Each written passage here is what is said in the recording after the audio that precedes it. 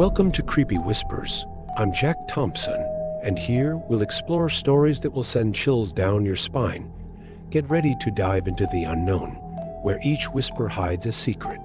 First story, dude.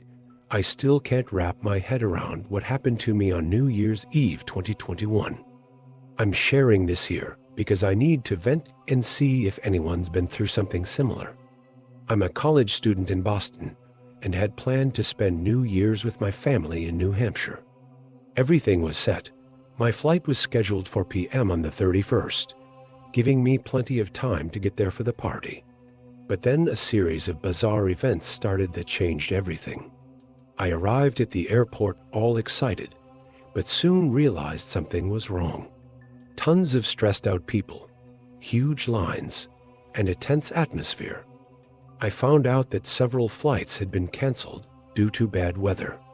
I waited in agony for 3 hours, hoping for news, until they announced my flight wouldn't leave until the next day. I was devastated, man.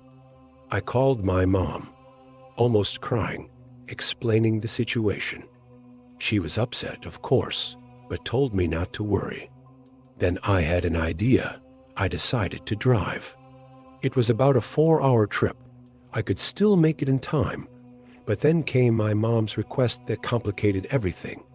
Son, since you're driving, bring Vera with you. Vera is our dog, a 5-year-old Labrador who is staying at my aunt's house in Boston. I couldn't say no, right? Vera's practically family. I stopped by my aunt's, picked up the dog, and started the trip around p.m. It was getting dark fast, and the weather wasn't helping, with a fine, persistent rain that made everything kind of hazy. Vera was restless in the back seat, whimpering now and then. I tried to calm her down by talking to her, but I'll admit I was pretty tense too. The road was almost deserted. I only saw distant headlights occasionally. I turned on the radio to distract myself, but it only picked up stations with interference. I ended up turning it off, and there was this heavy silence, broken only by the sound of rain and Vera's occasional barks. I'd been driving for almost 2 hours when I noticed Vera was really agitated. She kept moving around, barking softly, and looking outside as if she'd seen something. I thought she needed to do her business, so I decided to stop at the next available spot. I ended up finding a kind of abandoned rest area by the roadside, near a dense forest. I parked the car and got out with Vera, feeling the cold wind and fine rain on my face. I had barely closed the car door when Vera started barking like crazy, pulling the leash so hard she almost knocked me over. Before I could react, she broke free and ran towards the forest. I was in shock for a second, not believing what was happening. I yelled her name, but she had already disappeared into the darkness between the trees. Man, at that moment, my heart was racing. I stood there for a few seconds, not knowing what to do. The rain had picked up, and I could only hear the sound of drops on the tree leaves. I thought about calling someone, but who would help me in the middle of nowhere? I had no choice. I had to go after Vera. I grabbed the flashlight from the car and plunged into the forest, calling for her. With each step I took, the darkness seemed to get denser. The flashlight barely lit the path, and I kept tripping over roots and fallen branches.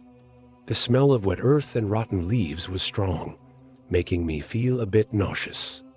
After walking for about 10 minutes, I started hearing strange noises. It wasn't Vera. I was sure of that. It sounded like a low buzzing, almost as if someone was whispering, but I couldn't understand anything. I tried to convince myself it was just the wind in the trees, but something told me it wasn't. Suddenly, I heard a branch break behind me. I turned quickly, pointing the flashlight, and I swear I saw something moving in the shadows. It wasn't an animal, man. It was something bigger, almost the size of a person, but it moved in a strange way. I was paralyzed with fear, feeling my whole body shake. That's when I heard Vera barking, coming from somewhere to my right. It snapped me out of my trance, and I started running towards the sound, stumbling and slipping, desperate to find the dog and get out of there. I ran like a madman. My heart felt like it was about to explode, and I could barely breathe. Branches were hitting my face, and I could feel the slippery ground under my feet. I kept hearing Vera's barks, but they seemed to come from all directions. And that weird buzzing wouldn't stop. It just got louder. Suddenly, I tripped on a root and fell face first on the ground. The flashlight flew out of my hand and turned off. I lay there in the mud, my heart pounding. That's when I saw them. Man, I swear I'm not crazy. About 20 meters from me, there were these figures. I couldn't see them clearly because of the darkness, but there were 3 or 4. Tall, thin, standing still between the trees. They didn't move, they just stood there. And that buzzing was coming from them. I'm sure of it. I was paralyzed with fear, barely breathing. The figures started moving towards me in a totally wrong way, as if they were floating. At that moment, I heard Vera barking really close. She appeared out of nowhere and jumped in front of me, growling at those things. It was like I'd been shocked. I jumped up, grabbed Vera by the collar, and started running back to the car. I didn't even look back, I just ran. I could hear footsteps behind me, fast and heavy. Vera was whimpering, and I could feel she was limping, but I couldn't stop. After what seemed like an eternity, I saw the car lights. I practically threw myself into the car with Vera, locked the doors, and drove away as fast as I could. I drove like a maniac for about 20 minutes before I had the courage to stop on the shoulder, shaking so much I could barely hold the steering wheel. When I finally stopped, I spent a good few minutes just sitting there, breathing deeply and trying to calm down. My whole body was trembling, and I was soaked with sweat and rain. Vera was in the back seat, panting and restless.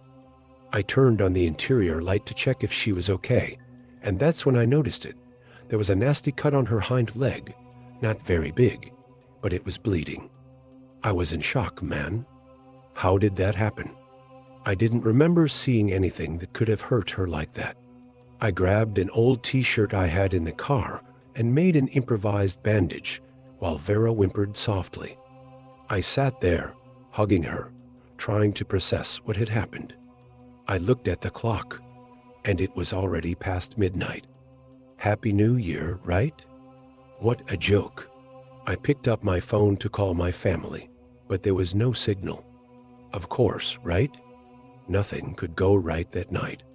I decided to keep driving until I found a place with a signal or got home, whichever came first. As I drove, I kept looking in the rearview mirror, afraid of seeing something following us. But I only saw the dark, empty road. The rain had stopped, and the silence was total, except for the sound of the engine and Vera's heavy breathing. I tried to convince myself that I had imagined it all, that fatigue and stress had made me see things. But then I'd look at Vera's wound and knew that something real had happened, something I couldn't explain. I drove for another 2 hours without stopping, eyes glued to the road and hands gripping the wheel. Finally, I started to see the city lights and felt an enormous relief. I stopped at the first gas station I saw. I needed to refuel and pull myself together. As I filled the tank, I kept looking at the distant forest, feeling a chill down my spine. I went into the station's store to pay and grabbed some water bottles and snacks. The attendant, an older guy, kept looking at me weird. Only then did I realize I was all muddy, with scratches on my face and looking like I'd seen a ghost. He asked if I was okay, and I could only mumble a hoarse yes. I went back to the car and gave Vera some water. She seemed calmer, but still whimpered now and then because of her injured paw.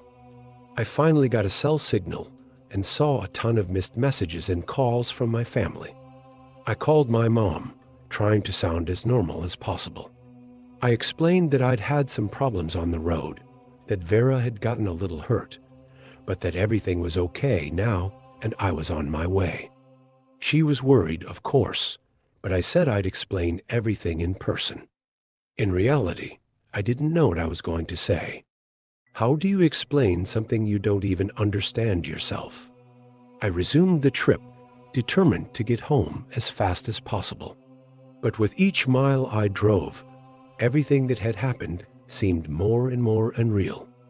I arrived home in the morning, exhausted and still a bit shaken. My whole family came to greet me, asking 1,000 questions at once. I briefly explained about the canceled flight and the decision to drive, but when it came to the forest part, I just froze. How could I tell that story without sounding crazy? I ended up saying that Vera had run away during a stop and got hurt on a fence when I went after her. It wasn't a total lie, right?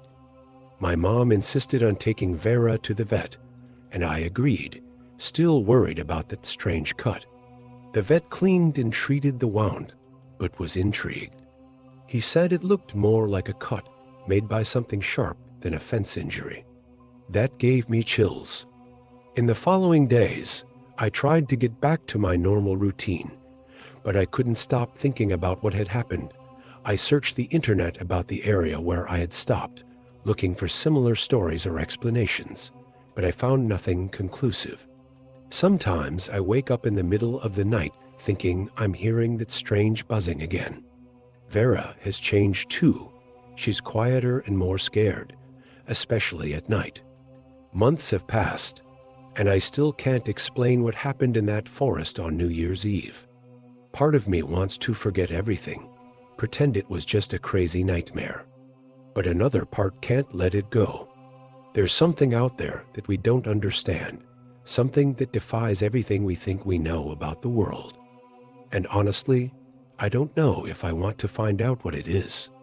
I just know I'll never look at a dark forest the same way again.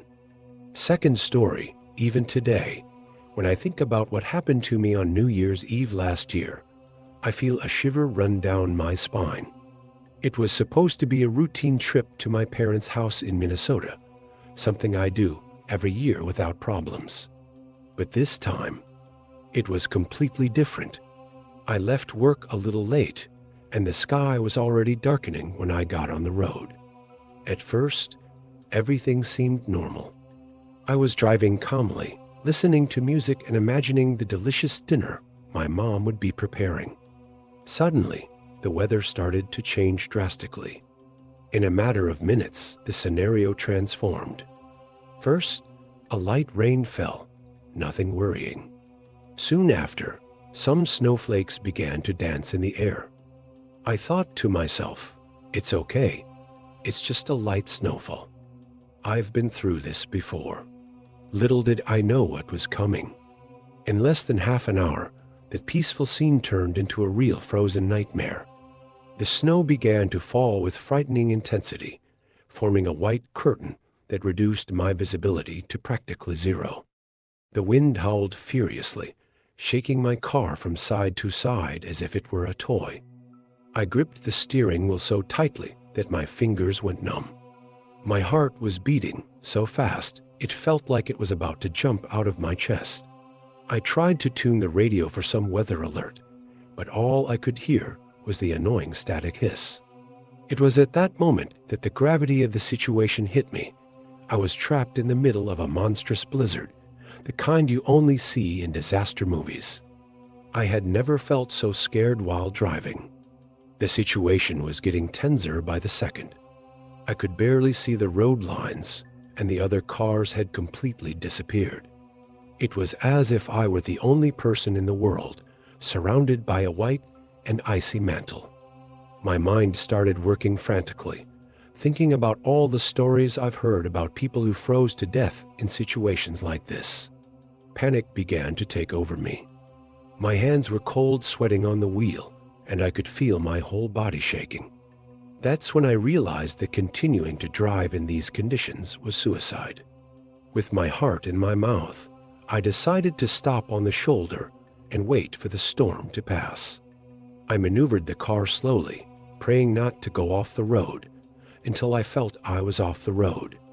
Stopped there, with the engine running to keep the heat on, I felt like a castaway in an ocean of snow. The minutes dragged on like hours. I tried to call my parents, but there was no signal. The fuel was decreasing, and with it, my hope.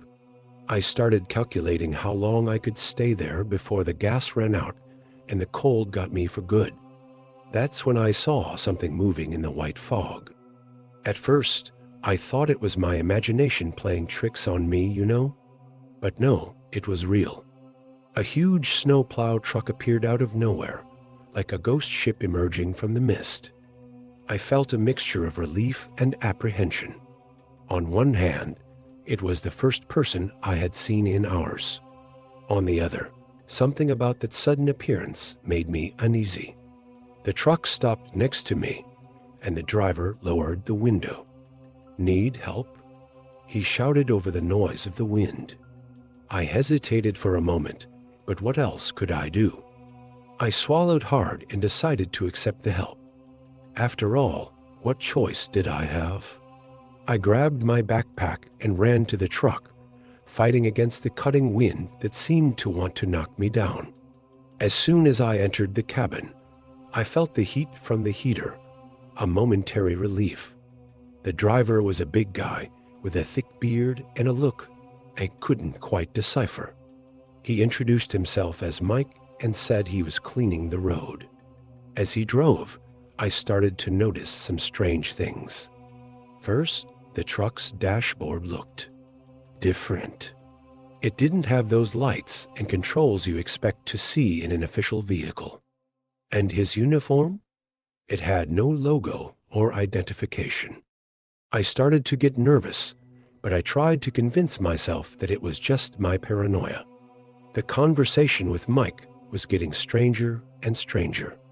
He asked very specific questions about where I was going, if anyone was expecting me, that kind of thing. My stomach started to churn. I tried to change the subject, asking about the weather forecast, but he always came back to personal questions. At one point, he mentioned knowing a shortcut that could get us out of the blizzard faster. That's when the alarm went off in my head. What kind of snowplow driver knows shortcuts in the middle of a storm like this? And why was he so interested in my life? I started to sweat cold, despite the heat from the heater.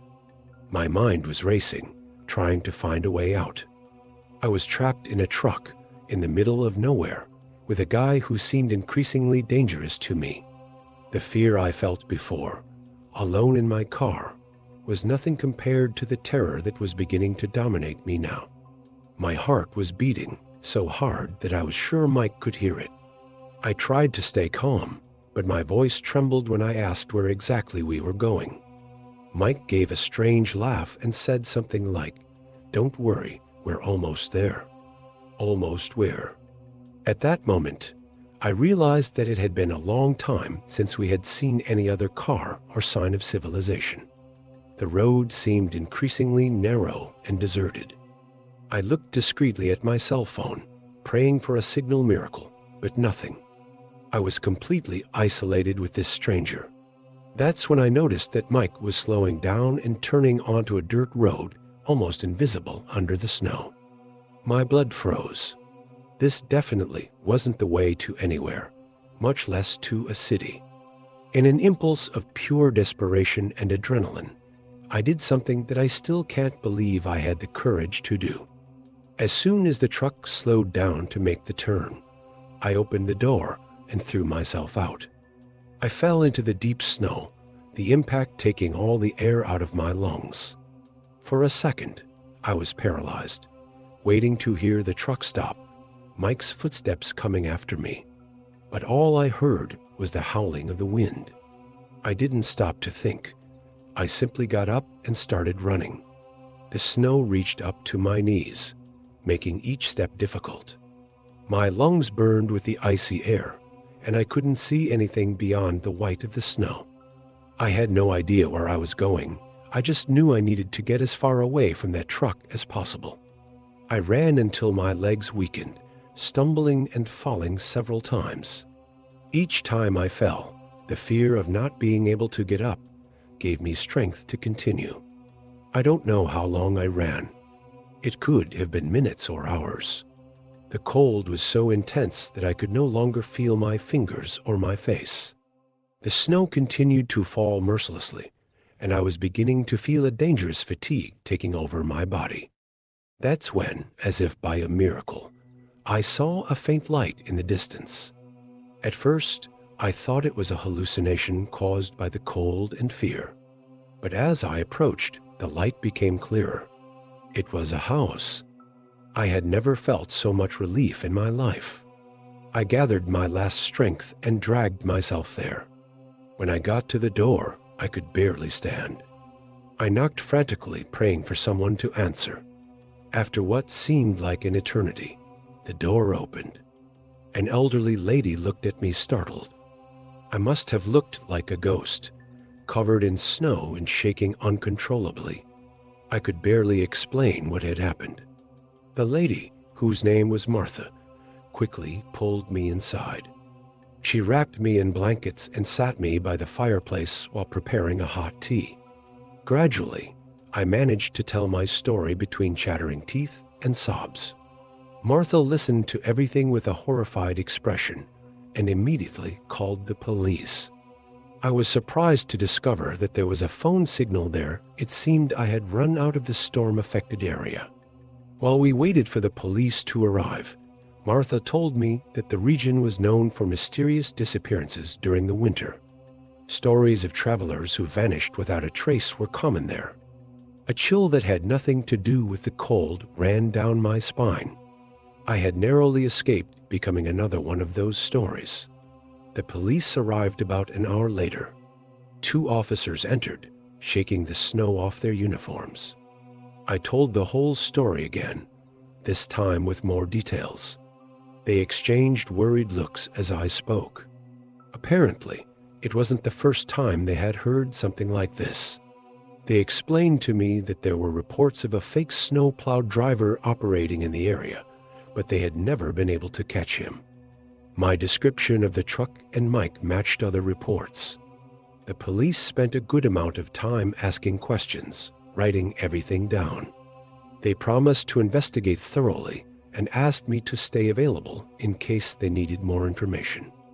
I was relieved to be taken seriously, but at the same time, the confirmation that the danger was real left me even more shaken. I spent the night at Martha's house, who insisted that I stay until I fully recovered. The next day, with the storm already past, the police took me to recover my car, which miraculously was still where I had left it. I finally managed to get to my parents' house, who were frantic with worry. In the days that followed, I learned that the police conducted intense searches in the area, but they found no sign of the truck or the mysterious Mike. It's as if they had disappeared along with the blizzard. Even today, months later, I still have nightmares about that night. Every time I see a snowplow truck, I feel a chill in my stomach. I never drive alone during the winter anymore and always obsessively check the weather forecast before any trip. That experience changed something in me forever. It made me realize how vulnerable we are and how danger can arise in the most unexpected places. Sometimes I find myself thinking about what would have happened if I hadn't jumped out of that truck. It's a thought that haunts me and will probably haunt me for the rest of my life. Third story, I never imagined our traditional New Year's Eve ice fishing trip could turn into something so scary and inexplicable. You know those stories you hear and think that only happens to others. Well, it happened to me and my friends, and I still can't fully understand what went down. It all started when we decided to keep my family's tradition of ice fishing on New Year's Eve in northwestern Ontario alive. We'd been doing this for years. It was like a sacred ritual for us. My brother, 2 childhood friends, and I prepared as usual: fishing gear, warm clothes, food, drinks, and high hopes to start the year off right. The trip to the lake was smooth, chatting and reminiscing about past fishing trips and making plans for the new year. We arrived at the trailhead leading to our favorite spot on the lake around p.m. The day was gray and cold, typical Canadian winter weather. That's when things started to get weird. Right at the start of the trail, we met a guy standing there. He seemed lost, looking around as if searching for something. When we approached, he smiled in a strange way. I can't explain it, but that smile sent a chill down my spine that had nothing to do with the weather. The guy introduced himself as John and said he was camping in the area with some friends. He seemed nervous, agitated, and asked if we'd seen anyone passing by. He said one of his friends had gone exploring and hadn't returned. I felt sorry for him. Imagine someone lost in that cold. We offered to help, of course.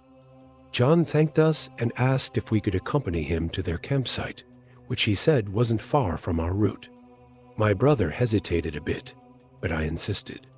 After all, what if it was one of us lost in that situation? We followed John for about 20 minutes, moving further away from the main trail. The silence of the forest began to feel oppressive.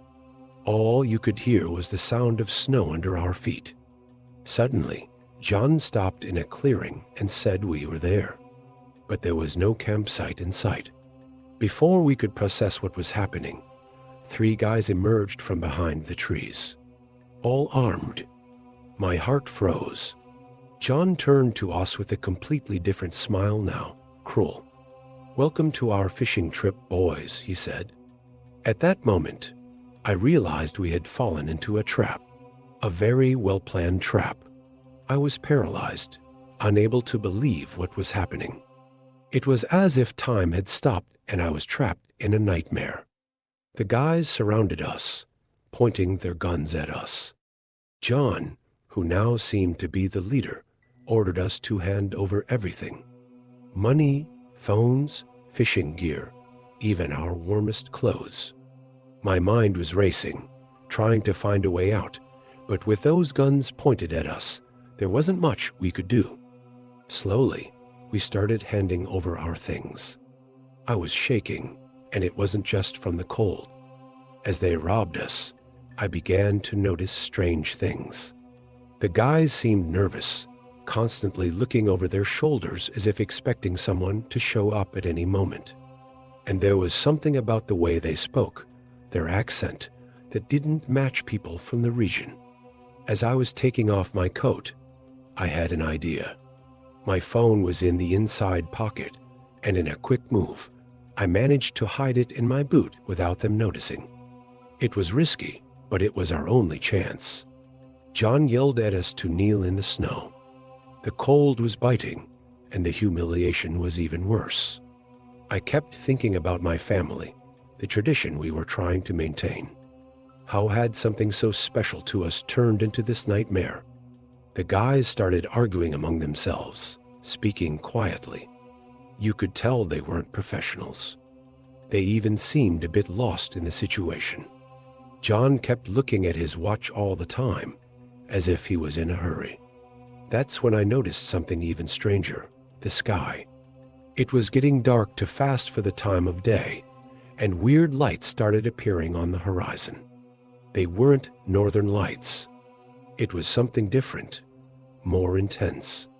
The robbers noticed too and became visibly agitated. I heard one of them mutter, "It's time. Let's get out of here." They started gathering our things in a hurry, stumbling in the snow. John yelled at us to stay face down on the ground and not move for 10 minutes, or they'd come back. I heard their footsteps rapidly retreating, breaking branches and sinking into the soft snow. My heart was beating so hard I was sure you could hear it. We lay there on the freezing snow, not knowing what to do. The minutes felt like hours. When I finally raised my head, what I saw left me speechless. The sky was filled with those strange lights, pulsing in colors I'd never seen before. It was as if the sky itself was alive. We got up slowly, still scared and confused. The cold was intense without our coats, and darkness was starting to take over the forest. We needed to act fast. I took the phone from my boot, mentally thanking myself for managing to hide it. Our hands were shaking so much it was hard to dial the emergency number. I quickly explained the situation to the operator, who promised to send help as soon as possible. Now we had to wait and hope the robbers wouldn't come back. We decided to leave the clearing and return to the main trail. We walked in silence, each lost in our own thoughts. I couldn't stop thinking about how quickly things had spiraled out of control. A family tradition we'd been doing for years suddenly transformed into this nightmare. And those strange lights in the sky? Nobody commented, but I knew everyone had seen them. It was as if nature was reacting to what had happened to us. After about 20 minutes of walking, we heard the sound of engines approaching. It was the police on snowmobiles. I've never been so relieved in my life to see those lights coming towards us. The police arrived and immediately started asking questions. I explained everything that had happened, from meeting John to the moment the robbers fled. They seemed particularly interested in the strange lights we had seen in the sky. One of the officers even mentioned they had received other calls about unusual phenomena in that area in the last few hours. This intrigued me even more. Could there be a connection between the robbery and these mysterious lights? While we were giving our statement, a search team was sent to try to locate the robbers. The police gave us thermal blankets and took us back to the nearest town. On the way, I kept thinking about how unreal it all seemed. A simple New Year's Eve fishing trip had turned into an experience I couldn't explain. The strangest thing was that as we moved away from the site, the lights in the sky seemed to diminish in intensity. By the time we reached the police station, there was nothing unusual visible in the night sky anymore. It was as if it had all been a strange and frightening dream. At the station, we spent hours giving statements and trying to describe the robbers. But the more I talked, the more confused I became. The details seemed to slip from my mind, as if a fog had settled in my memories. I remember mentioning the strange lights in the sky to the detective, but he didn't seem to give it much importance. He said something about common atmospheric phenomena at this time of year, but I knew it wasn't common. Nothing about that day had been common. It was past midnight when we were finally released. New Year, but there was no mood for celebration. We returned home in silence, each lost in our own thoughts. In the days that followed, the police continued the investigation, but found nothing. No trace of the robbers, no clue about who they were or where they had come from. It was as if they had simply disappeared into the forest. And the lights? No one talked about them anymore.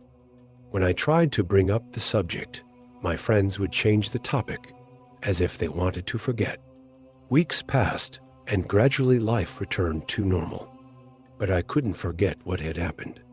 Sometimes I'd wake up in the middle of the night, in a cold sweat, with the image of those strange lights etched in my mind. I started researching online about unexplained phenomena in the region, but I found nothing similar to what we had seen. I tried to talk to my friends about it, but they seemed to want to put it all behind them. It was just a robbery gone wrong, they'd say. But I knew it had been more than that. The strangest thing is that since that day, I started noticing different things around me. Sometimes I had the feeling of being watched when walking alone at night. Other times, I swore I saw lights similar to those from that night, flashing on the horizon, but when I looked again, they were gone. It was as if that event had opened my eyes to something that had always been there, but I had never noticed before. The ice fishing tradition. No one ever mentioned it again. It was as if that part of our history had been erased. A year has passed since that day, and I still can't fully understand what happened.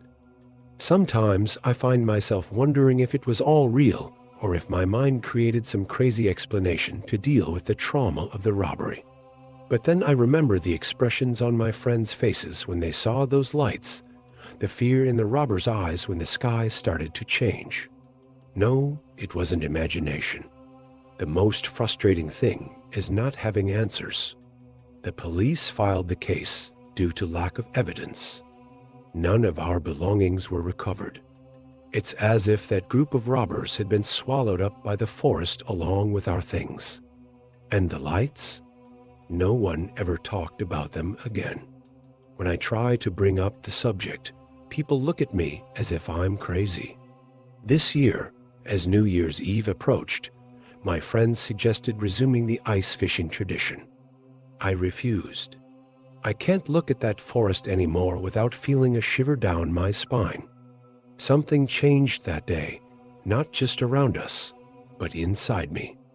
I have a constant feeling that there are more things happening in the world than we can see or understand. And sometimes, when I look at the night sky, I swear I see a different glow in the stars, as if they held a secret we're not ready to discover.